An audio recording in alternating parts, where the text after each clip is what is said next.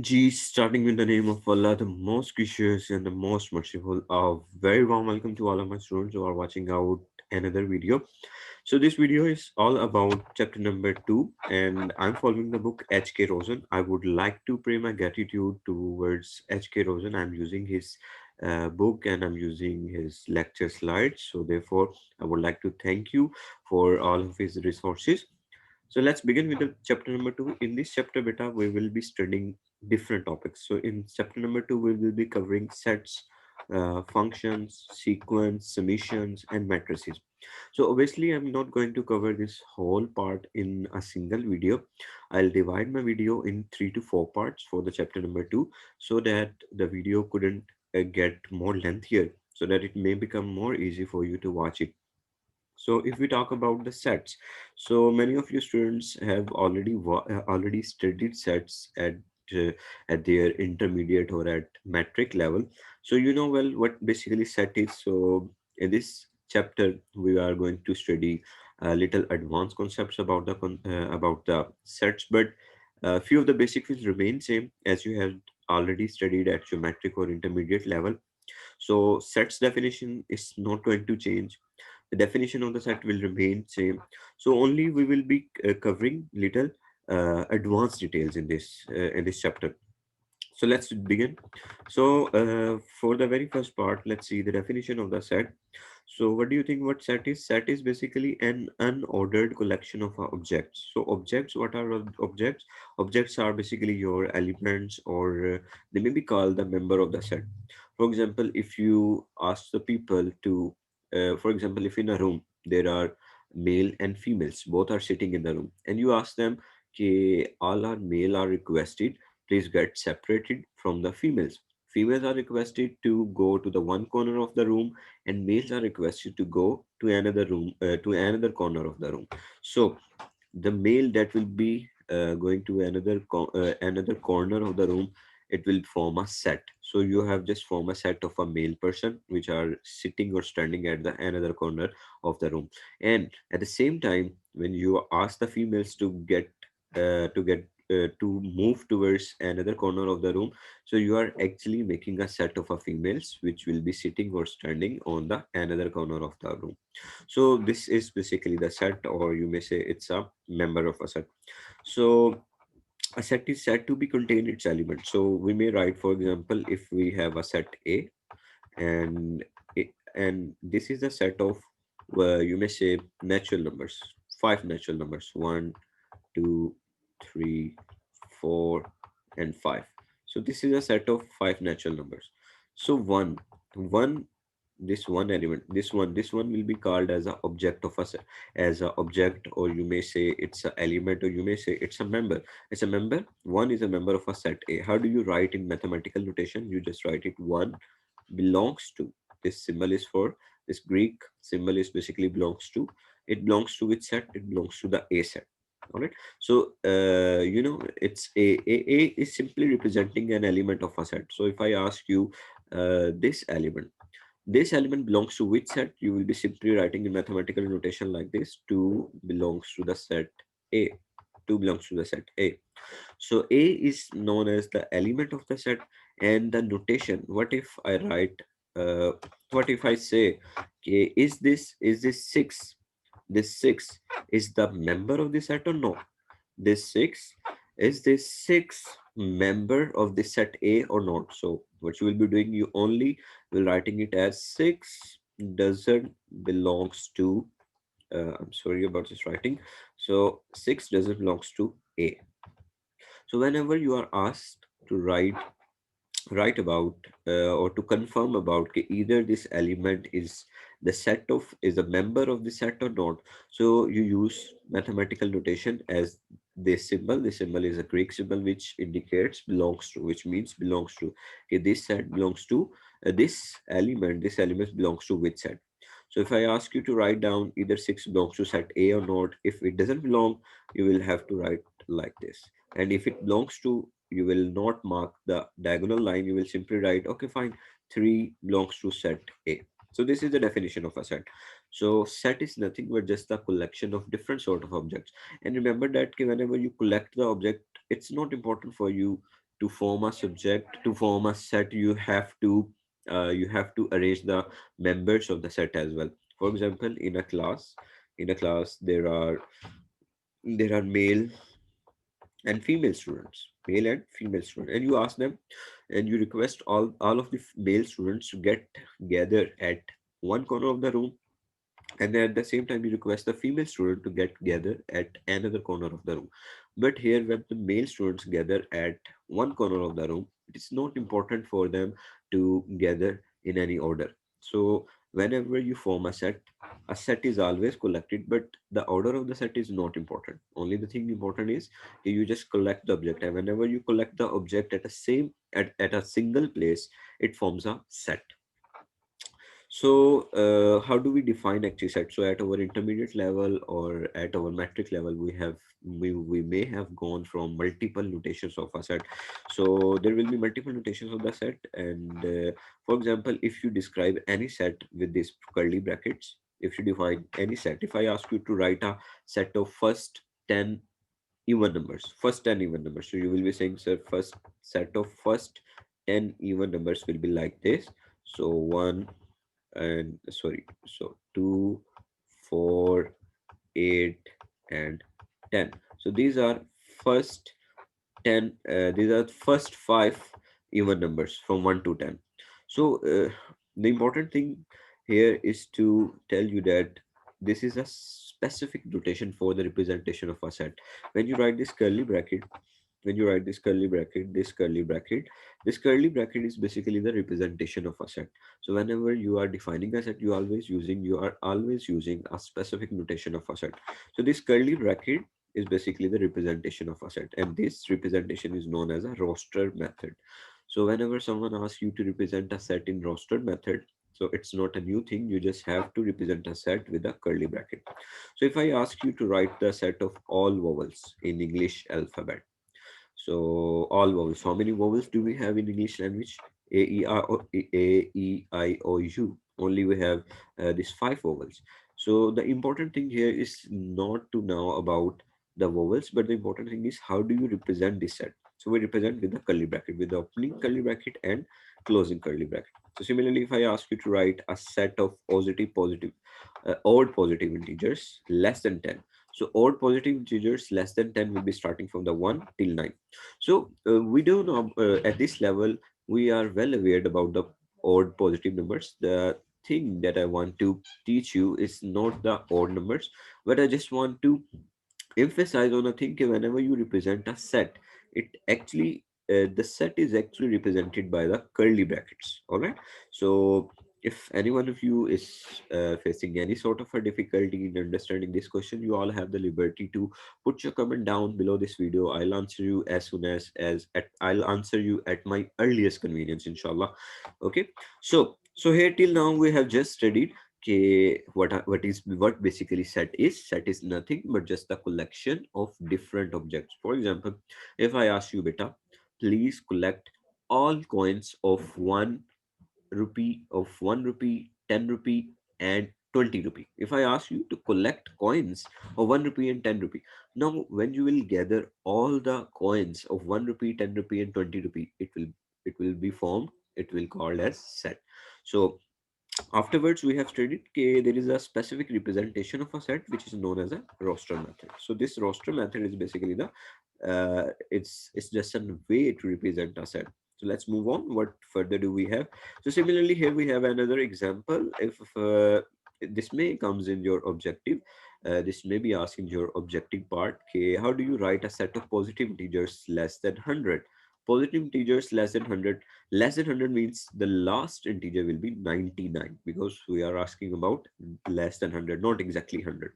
All right. So let's move. It was a very basic part. I hope none of you have any difficulty in understanding this concept. Let's move towards another representation of a set, which is set builder notation. Oh my god. So this set builder notation is going to be bit difficult for you. I know most of you, many of the students I have seen at even inter level find this notation very difficult. I don't know why, but it's not actually very difficult. It's very easy. You just need to understand the pattern. You just need to understand how do actually we express a set in set builder notation. So beta, this is another important representation for the set builder notation. What is it? Let's begin. So for example, if I ask you to write a set of all positive integers less than 10. So less than 10, first of all, identify okay, how many integers you will be having less than 10. So what is the way to write it? First of all, put this curly bracket, opening curly bracket, and a closing curly bracket. All right, I'm going to teach you. I'm just trying to make it very general for you so that whenever you are asked to write to express any set in set builder notation, you should have fixed rules to write any set in set builder notation. So I'm just making it journal, more and more journal, so that you can get an idea, you can get a fixed rule how to write a set in its set builder notation. So first of all, write this curly bracket. All right, afterwards name that set, all set of positive integer, name it as x. And after writing an x, put this put this bar line. What does this bar line indicates? It indicates such that x such that this line indicates such that x is a positive odd integers less than 10. All right, so how simple is it? You have to do nothing, just write the opening curly bracket, closing curly bracket, then name that set as x. And if you knew about it, कि this set belongs to which number? This belongs to integers. You may write it in another way. So this is another way to write this set. But I'll emphasize you, whatever the representation you find easy, you just go for it. You don't need to cram on both of the representation. Both are same, both are expressing the same meaning. See what's the difference in this and in this? Actually here we are also expressing the set, the x element of the set belongs to which?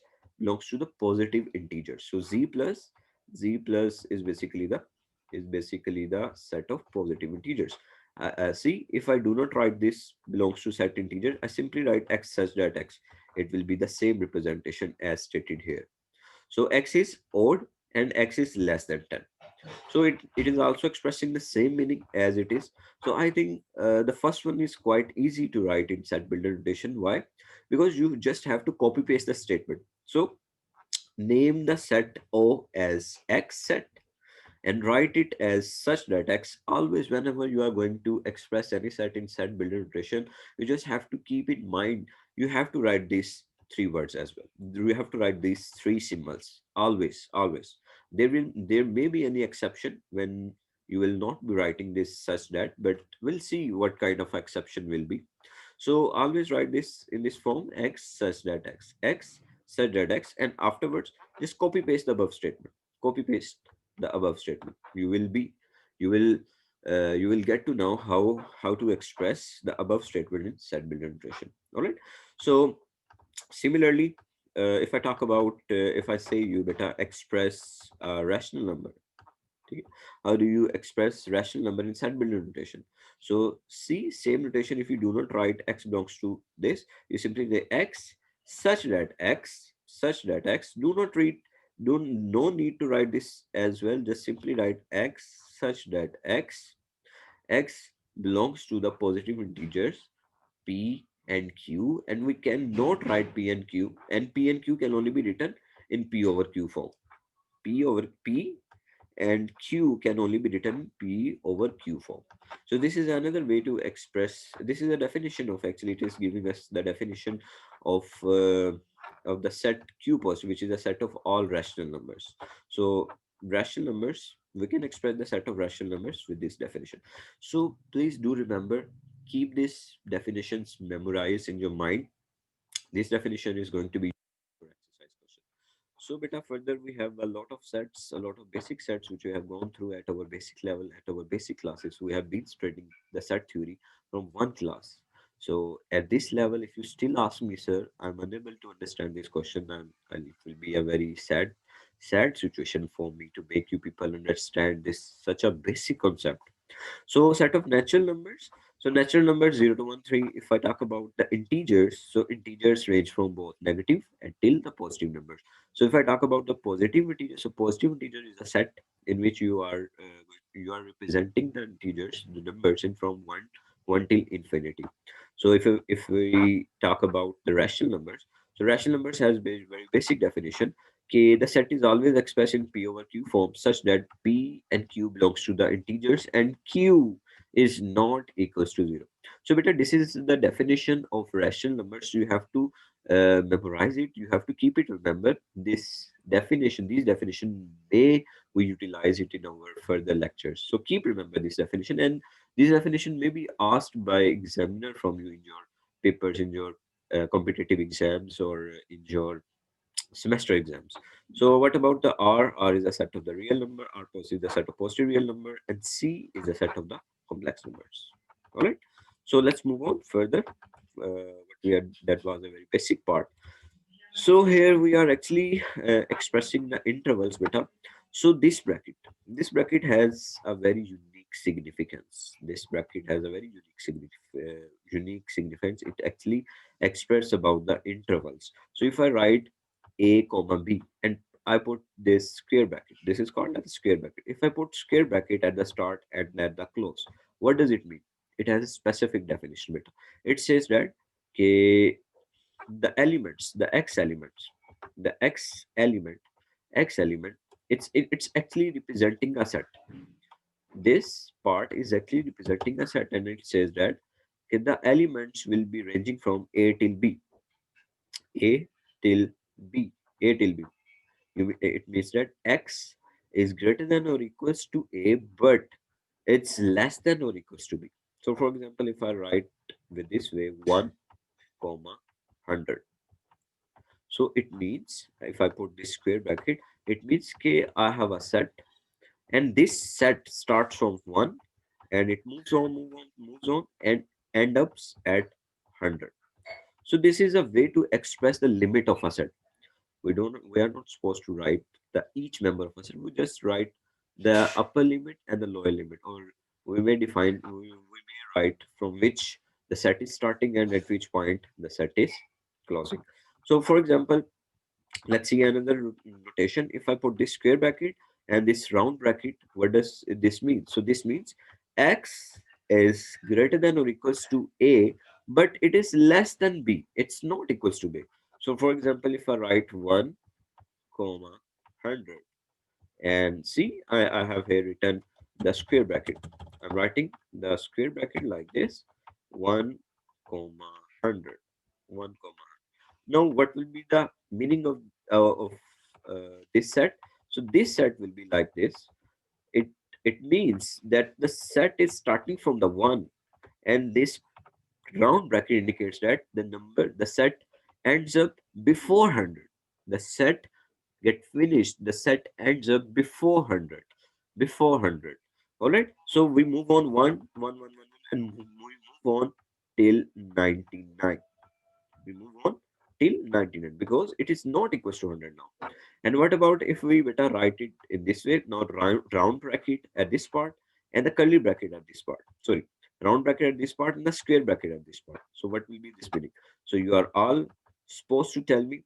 If I give you a question, I'm giving you two questions. You have to tell me the answer of these two questions in the comment section so that I can get to know who is watching me, who's watching this video. I'll ask you in the class. If you do not comment down, that means you aren't watching the video. You are just free and you are just passing the time. So what will be the value of this set? 100, 100. Okay. And what will be the value of this set? 100. 1, it's comma. It's actually comma. 1 comma and this bracket. So you have to tell me, sir, this will be equals to x is equals to, you have to tell me what will be the lower limit. You have to tell me what will be the lower limit from which from which this set will start, and what will be the upper limit. So you have to tell me in the comments. All right. So let's see whoever is watching this video. Okay, all right. So what we have further? Further we have okay. Further we have beta another important definitions of the set. So what are the basic definition of the set? So two sets are equal. Two sets are equal if and only if they have the same element. So if I ask you, Okay, I have two sets. For example, a set A is equals to 1 comma 2 3, and I have another set which is also 2 comma 1 2 comma 3. Now elements are same but order is different. Elements are same but the order is different. So when you have same elements, then that set is known as a equal set. All right, so that set is known as the equal set. So we have also studied our predicate logic, propositional logic. We know how to express it with the quantifiers. So let's express. Acha, this definition of equal set is very important for you because we are going to utilize this definition in our further topics, with which we will be proving a lot of things. So this definition is very important for you guys. Please remember this and try to understand this. What this definition is. It says that x belongs to A, x belongs to B. If all if and here we have written a quantifier.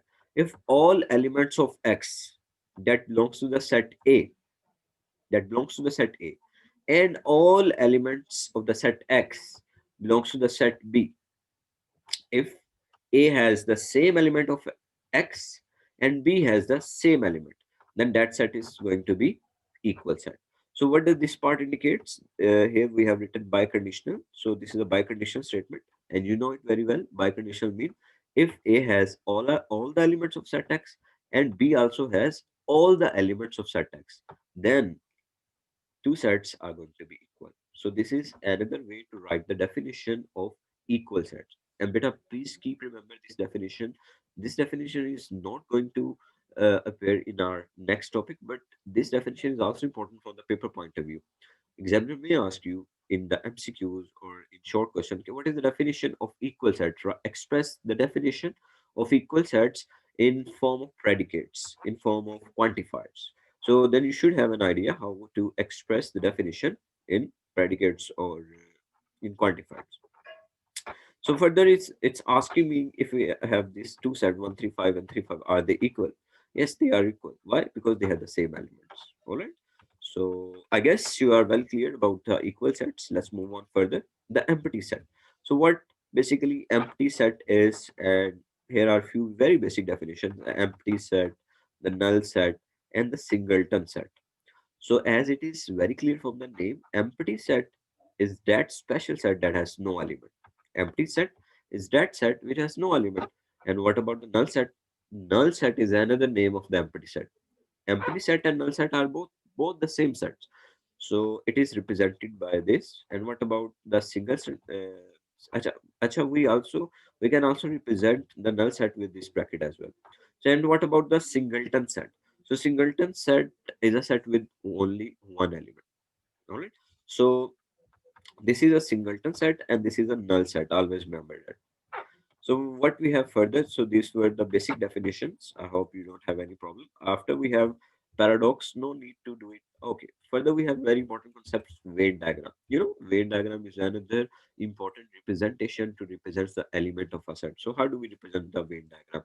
So draw a Venn diagram that represents the V set of vowels in English alphabet. So English alphabet. So if I ask you to represent the set of Venn diagram, if I ask you to draw a Venn diagram in which you have to represent the set of vowels. So how you are going to represent this? You just firstly have to draw the universal set. Universal set is basically the set which contains all type of elements. So in this case, what will be the universal set? Our universal set will be English alphabet. So English alphabets are basically our universal set. So universal set is basically all elements. So let me take text form so that I can write it quickly and neatly. So universal set in this statement, in this example 7, universal set will be A, B, C up to Z. And what about the vowels? How many vowels do we have? So we are representing this vowel set V is equals to A, E, I, O, U. So this is a set of vowels. So we have been asked in the example that you have to represent this vowel set in the set of Venn diagram. So universal set will be beta our remaining English alphabet. Here in this picture, they haven't mentioned the remaining alphabets apart from this vowel. They were supposed to represent it. But anyhow, whenever you are asked to whenever you are asked to draw a Venn diagram, always write the elements of a universal set in the box as well. So, for example, if A, E, I, O, U are the vowel, this is the vowel. What about the remaining alphabets? So, our remaining alphabets will be B, C, D, F, up to so on up to Z will be our remaining elements. So simple, it's just a Venn diagram. So we do have some more few important definitions for the term of set. So another definition is basically beta subset. Now I know, just pause the video, you have a very better idea about the subset, what basically subset is. But beta, here the point that I will emphasize on you is that you have to memorize the definition of a subset in the form of quantification, in the form of quantifiers that we have studied in chapter number 1. It's here at this stage. If any one of you ask me what is subset, it's not a it's not a difficult definition for you to understand what basically subset is. But the difficult part in this chapter is to keep remember the definition of each type of set in terms of quantification. So you have to remember the definition of a subset, equal set, empty set in terms of quantifiers. So this is the definition in terms of quantifier. Here, I'll explain you what basically set is. So set. So for example, if you have a set A and we say it's a subset of B, if only if you have in mind from here, it's actually starting the definition. We call a set A subset of subset of B set if every element of A also element of B. So for example, if I give you an example, if I have A set, this is an A set, and here it's have a one, two, three, four, five, six, sorry, four, five, six, and seven, and here I have another set B. So B is basically one, two, three, four, five, six, 7, 8, 9, and 10. So uh, in these two sets, it's very clear from these two set. K A set, the elements that are present in A set, B set also has the same elements. So whenever you face a situation in which one set has another set, when one set has every element of another set, that set is basically the subset of itself. All right. So I think I have spoken a little difficult definition. Let me rephrase it. So A will be the subset of B. Why? Why it will be the subset? Because every element of A are also the elements of B. So for example, 1 to up to till 7, up to till 7, you have every element in the set B. So that's why A is a subset of B. So, but what about if I write this as A is equals to 1, 2, and here I'm going to write this as 1 comma 4 comma 5. Now, will it be a subset as well? All right, will it be a subset as well or not? If so, what definition says to us, if every element, every, now in this case 2 is not a member of the set B, so we cannot write that A is a subset of B. So in order to satisfy the definition of a subset, it is very important that element of first set, every element of first set should be present in second set. All right. So let's move on the quantified definition. So here we are not using the biconditional, we are using the implication. So we have already studied this implication. It's very important for you to understand this implication. According to this implication, it says that every element, so this quantified putting emphasize that the elements we are taking from the X set, we are taking all elements. So all elements, if all elements in set A, if all elements of the set A are present in the set B. If all elements of set A are present in the set B, then that set will be subset. So we will be calling it as A is a subset of B. And what about if one element is not a subset of B? How do we define it? So we simply put a line over this. For example, if I say A is not is not a subset of B, not a subset subset of B. How do we write in mathematical notation discrete maths? We just simply put a line, diagonal line.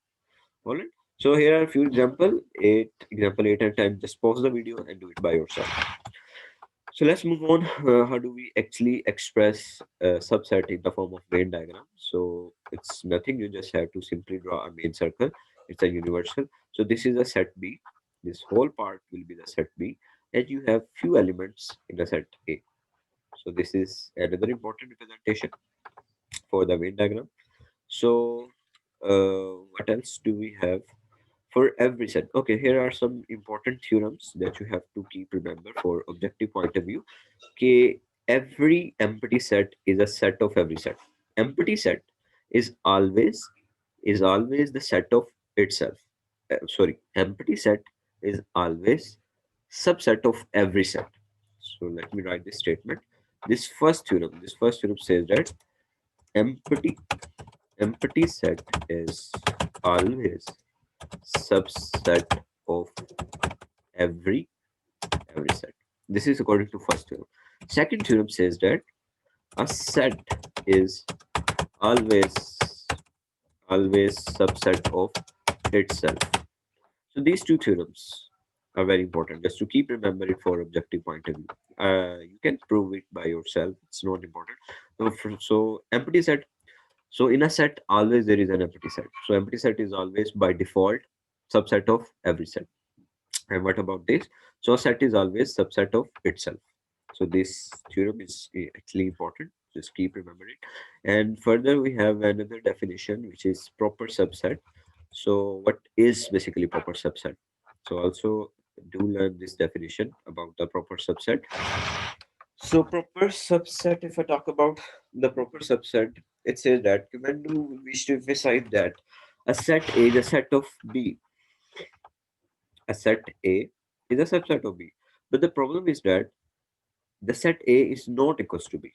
Then we express that set as a proper subset. For example, let me give you an example so that you can get proper idea. For example, if I have A set, it's 1, 2, 4.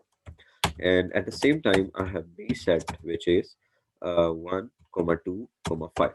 Now, it's very evident from my example that 1 1 is also present in my set B, 2 is also present in set B, but 4 is not present.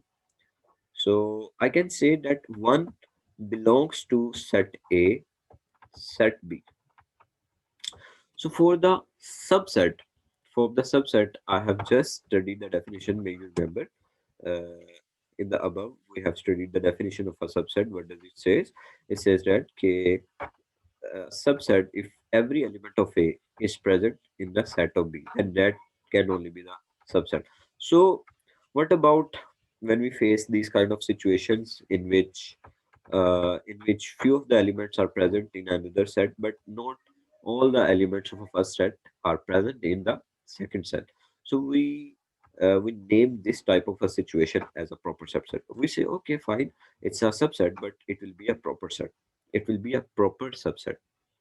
It will be a proper subset. We say that A is a proper subset, and we represent this as well. Okay? But it must be the case that A is a subset. There must exist an element X of B that is not an element of A. This is a proper subset. All right. So how to express the definition of a proper subset in this form? So this is a quantification. I'm again emphasizing you, everyone whoever is watching out this video, either he or she is my student or not, it doesn't matter at all. Whoever is watching this video, this definition is very important for you to understand. So it says that all the elements of X, if all the elements of a set A are present in a set B, if all the elements of set A are present in the set B, and there exist few elements in B, there exist few elements in set B which are not present in set A, then this will be the definition of a proper subset. So I hope you understand this. If you didn't understand it, just pause the video and try to skip it, go back and watch it again. Hope you understand my words. So how do we show two sets are equal? So we say that two sets are equal. We can say, so this is a statement. We can say two sets are equal if A is a proper subset of B and B is also a proper, not proper, only subset. B is also the subset of A. So for example, if I say K, this is A set, then A and B set is a subset of this set. So we can write that A and B both are equal set. Then that equal set will also be the proper that equal set will always be subset. So from this you can conclude that two sets. If we say two sets are in two sets, if one set is a subset of another set, and that another set is also the subset of the first set. For example, if I have A set and B set, and I'm saying that A is a subset of B, and at the same time, I realized that the set B is also the subset of A. Then in this condition, we name these type of set as equal set. So this is another important information for you. So let's move on. The size of a set. So size is nothing but just you have to tell me how many members are there in a set. The total distinct members in a set. Distinct members, remember? So remember this keyword, it's distinct member. So total distinct members in a set is basically the is basically about the amount or quantity about the set. So we have a definition cardinality. So what is cardinality? Cardinality means how many number of elements, number of objects do we have in a set. So number of elements in a set are basically its cardinality. So for example, uh, let a the set of odd positive integers less than 10. So how many integers, how many positive odd integers are there in a set of less than 10? You have only five numbers, so you only have five members. So this five member is basically a cardinality of a set. So for example, if I give you more general example, this is set A, 1 2 3. And if I ask you what is cardinality, so we express cardinality with the pipeline symbol A.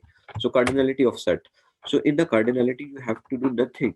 You just have to count the number of objects in the set. So how many objects are there in this set? One, two, three. So there are three objects in this A set. So the cardinality will be three. All right. So if I ask you, okay, I have another important set, and I name it as X, and X is equals to a set of all alphabets in in English. So if I ask you to express this set, so if I ask you what is the cardinality, so you always express cardinality with the pipeline symbol, this pipeline symbol. So cardinality will be X will be 26, because how many alphabets do we have in English? 26 alphabets. So I hope you just got an idea what basically cardinality is. So cardinality is nothing but just the total number of objects in the set. So if I ask you the cardinality of empty set, null set, so nothing, it has nothing. All right. So a set, when we can say that a set is infinite. So how do you define infinite set? If I ask you people to give me a definition of infinite set, so infinite set is that set which is not finite. So what a joke is it? Okay, infinite set is that set which is not finite. So obviously we know, okay, infinite set is that set which has no limit. So let's move on further basic topic, which is power set. So power set, I expect the power set you already have an idea about the power set. So I'll straightforward be going to the questions. I'm not going to read the definition of the power set. So let's jump to the questions. So power set. So if you have this set 0, 1, and 2, 0, comma 1, comma 2. If I ask you to write the power set, so notation for the power set beta will be this round bracket, and in the round bracket you have to write the set. So you have to make the pairs. So always remember that subset, the first subset of a power set will be the empty set, then 0, 1, 2, and then write down the pairs. So zero can be right. Zero can be paired with one. Zero can be paired with two, and similarly, one can be paired with two and zero one two. So always remember the formula. If I ask you how many, what is the cardinality of this power set, of this power set? So if I ask you, what is the cardinality of this power set?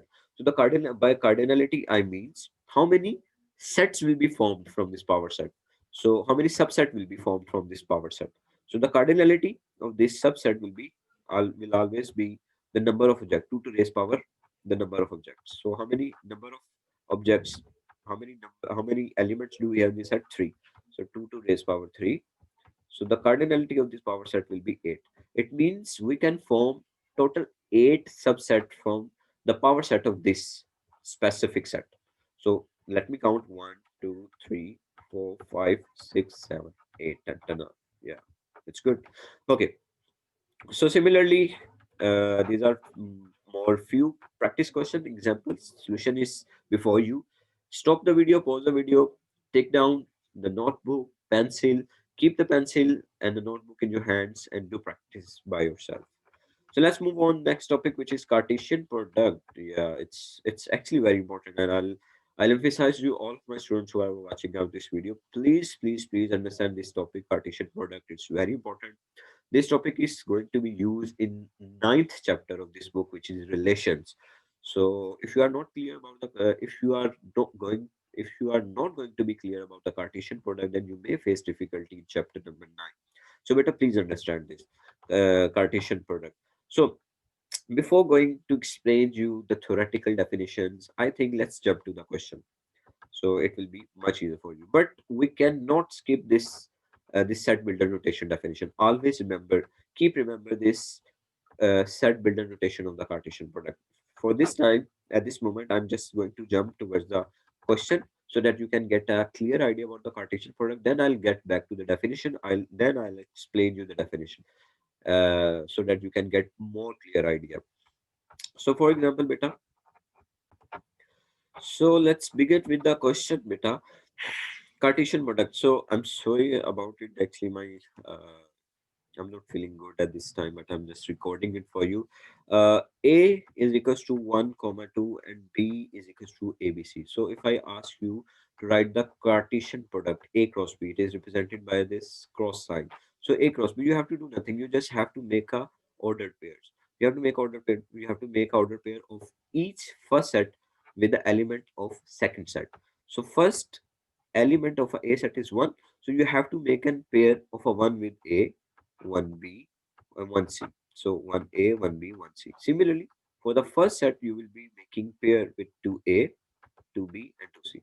So this is the Cartesian product for the set for these two sets. But remember that the Cartesian product A cross B and B cross A equal are not equal until or unless A is empty set or B is empty set. So remember that the Cartesian product, the order of the Cartesian product in Cartesian product, the order does matter. The A cross B Cartesian product is not equals to B cross A. It means this is not commutative. It doesn't Cartesian product doesn't follow the commutative property. I hope you have an idea about the commutative property. So just pause the video, comment down the second question as well, the answer of B cross A as well, so that I can see how many of you actually watching the video till this part. So also write down the question, the answer of B cross A, so that I can get clear okay, why A cross B is not equals to B cross A.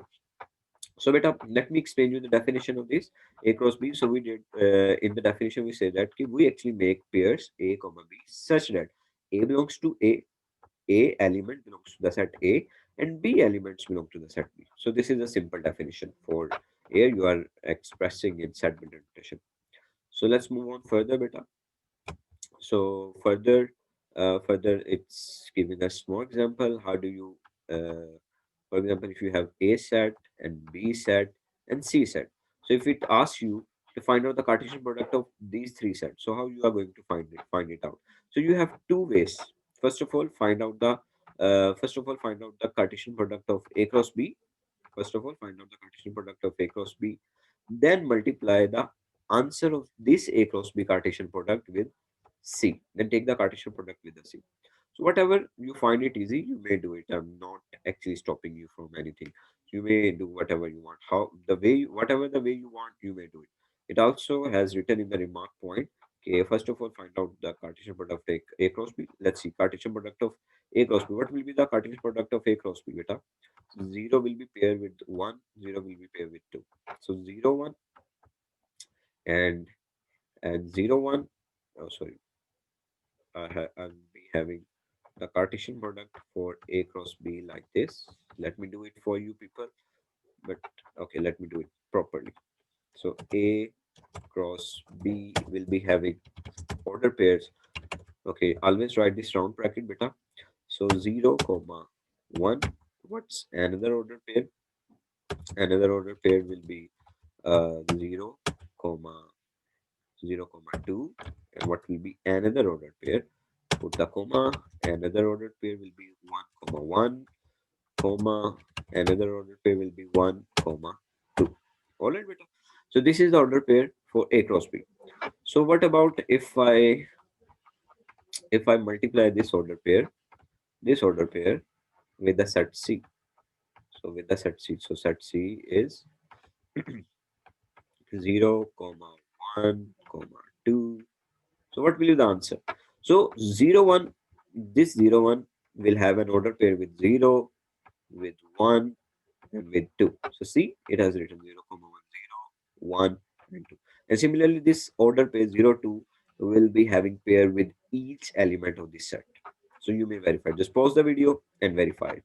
Thanks. Okay, so let's move on the next question. So what it's actually saying to us, okay, it giving us a definition of a relation. So as I discussed in this part earlier, I told you the Cartesian product is going to be used in chapter number 9, which is relations. So uh, don't forget to learn this definition. So if I say, okay, I have a set A square and A cube and so on. So then the Cartesian product, then the subset of each Cartesian product are known as a relation from the set A to the set B. So this is the definition of a relation. Relation kya hai? What basically relation is? Relations are those in which you say that okay, every subset of a Cartesian product is a relation from A to B. So it's a relation from A to B. Let's move towards little trickier question. What are the order pair in the less than or equal to relation which contains A comma B? A is less than B on the set days. So it's saying that it's actually very tricky part. So it's actually very tricky part. We will study in detail in chapter number 9. Okay, so I'm skipping this example. Why I'm skipping this example? Because we will discuss this part in chapter number 9. With chapter number 9, we'll discuss this example. So just note it down. I'll discuss it in chapter number 9. So further we have how do we express set notation with a quantifier. So what does this statement means? So if I ask you to pause the video and explain this statement, how can you explain this statement? So it stated that I'm taking all element from the set R. I'm taking all the element from the set R, but that elements are always square of an element and it is always greater than 0. And it is always greater than 0. So you may understand that. I hope. Let me explain it one more time. So R is a set of real number. Okay. So let me take a set R as a set of real number. So this is a set of real number. And what are real number, beta? You know it well. 1, 2, 3, 4, 5, 6, 7, and up to so on. It's moving on. So it's saying that for all elements x is an element. All the elements in set R, all the elements in set R. Whenever you will square each element, when you will square each element, this element, this element, this element, this element, this element. When you will square each element, the answer will always be greater than 0. The answer will always be equals to or greater than 0. So this is a translation of this sentence. Here it is asking to you, what is the meaning of this statement? This statement and this statement. So we have already done a lot of practice on the quantify, and I hope you all of the people, you all guys have a clear cut idea. You can translate that in at your own very easily. So it says that okay, whenever so this for all indicates you have to take every element, from the set R, and whenever you will take square of each element, it will always be greater than zero. For example, if I take 2, if I take square of 2, what is the square of 2? It is 4, and 4 is always greater than 0, greater than or equals to 0, but it's not equals to 0, it's actually greater than 0. So this is the translation of this statement. So what about the translation of this statement? So I'll emphasize you, beta. Everyone, please pause the video, translate it by your at your own, translate it by yourself, and then match down the answer. So answer is also written, but do try it by yourself. So it will improve your understanding about the set. So let's move on to the next topic, which is truth sets and quantifiers, and then we are going to finish. And I'll stop the video here after this section about the truth set and quantifier. So what we have is said what are the truth set of the predicate px, qx, rx. Domain of the set is integer. So uh, p of x, p of x is, it says that domain the x element is basically the set of integer. So it says that okay, we have integer the set of integer for which x is equal to 1, because x is equal to 1 or minus 1. For no other integer x, we see that true set of p is the set minus 1, the truth. So actually, this statement is true. So this statement is actually true. Why? It says that x is an integer. X is an integer. So it says that in the set of integer, you always have a one. You always have a one. So when you when you describe the definition of these lines, these parallel lines are basically the mode, and whenever we take the mode of an element, it says okay, you can write the element in positive and in negative. So it means that okay, in a set of integers we have one negative and one positive, so it's true. So what about the second definition, x squared is equals to 2? It says that in the set of integer you have an element for which if you square that element you will get answer 2. Okay, so this is the empty set because there are no integer for which x square is equal to 2. So this statement will be false because we don't have any element in which if we square that element in the set of integers, we don't have any element. If we square that element, then that square will be equal to 2. All right. So I'm leaving the third one at your end. So beta, this was the truth set and quantifiers part. Now moving towards the exercise part. So you have to do all the odd number problems at your end. All the odd number problems at your end. So this is your assignment. You have to do it at your end. So in the next video, I'll be covering the remaining part. Thank you so much. If you find anything difficult, do let me know through your comments. Thank you.